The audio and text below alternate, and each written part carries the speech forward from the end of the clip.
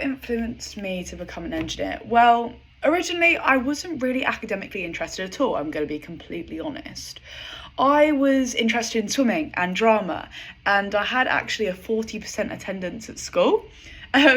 Largely due to the fact that I was constantly competing or hanging out with my friends, and school didn't interest me in the slightest.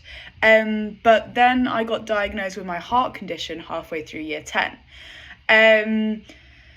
And that was quite a difficult thing for me. I was having regular seizures, I was passing out lots, I was having blackouts 3 to 4 times a day, a lot of unpredictable medical stuff.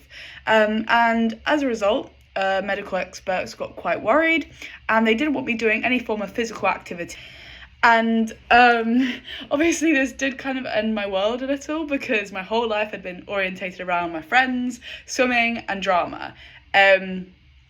So I was like, oh, what do I do now? And my dad was just like, well, why don't you pay more attention in class and actually give school a little go? Because my grades at the time weren't the greatest. So I listened to my dad and I began to pay more attention in school. And ironically, my grades skyrocketed, and I began to realise I was really, really interested in physics and chemistry.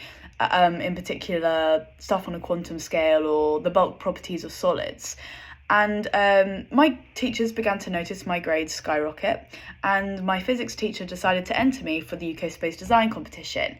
And after going through the whole process and seeing how concepts in physics and chemistry could be applied on a much larger scale, an industrial scale, I began to become excited about learning, and actually saw myself as someone, who could pursue a career in STEM, even though maybe I didn't see myself as someone being academically smart or someone who was particularly self-confident. And from that moment onwards, I decided I wanted to pursue a career in STEM.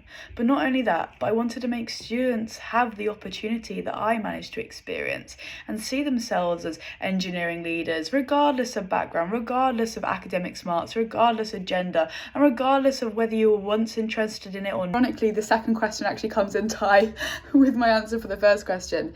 What particularly excites me about becoming a leader in engineering is giving students the opportunity that I was given. Having the opportunity, no matter what background, or no matter your level of self-confidence, or no matter how academically smart you are, giving students the opportunity to have these experiential experiences. I contributed to that person's, what I like to call is a realisation moment. I love working with students and seeing them, come against hurdles in a problem and suddenly realise, what, I can do this. No, actually my idea does work. And I think being a part of that process, or, assisting in that in any way, shape or form, really does excite me. In response to question 3, what this scholarship would enable me to do is it would enable me to continue my current attempts as an engineering leader.